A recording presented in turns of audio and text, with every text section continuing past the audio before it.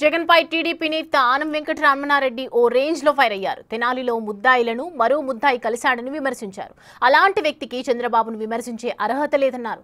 జగన్ వాయిదాలు అడగకుండా తనపై ఉన్న కేసులను పూర్తి చేయించుకోవాలని సవాల్ విసిరారు. అందుకు కూటమి ప్రభుత్వం సహకరిస్తుందన్నారు.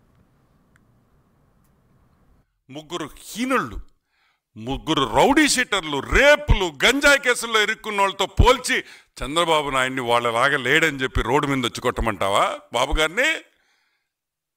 ఈరోజు మేము అడుగుతున్నాం, నీ గురించి మాట్లాడతాం, వాళ్ళ గురించి పక్కన పెట్టు. 31 కేసులు ఉన్నాయి నీ మీద.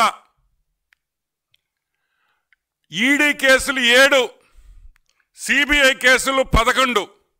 ఇప్పుడు నిన్ను దేంతో కొట్టాలి అని అడుగుతున్నాం. చెప్పుతో కొట్టాలా లేదా నువ్వే చెప్పని అడుగుతున్నావు.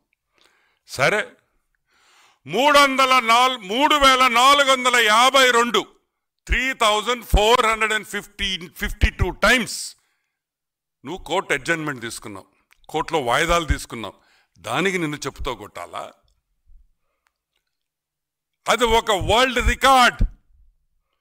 3452 సార్లు కోర్టు కేసుల్లో వాయిదా తెచ్చుకున్న ఏకైక మగాడు హాఫ్ టికెట్.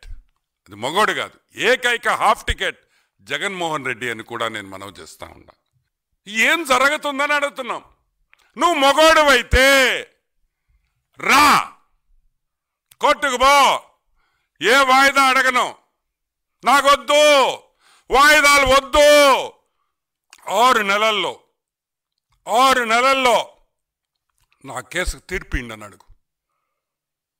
కూటమి ప్రభుత్వం నీ వెనకుంటుంది ఈ విషయంలో. మేమందరం మిమ్మల్ని సపోర్ట్ చేస్తాం. నువ్వు మగాడు అయితే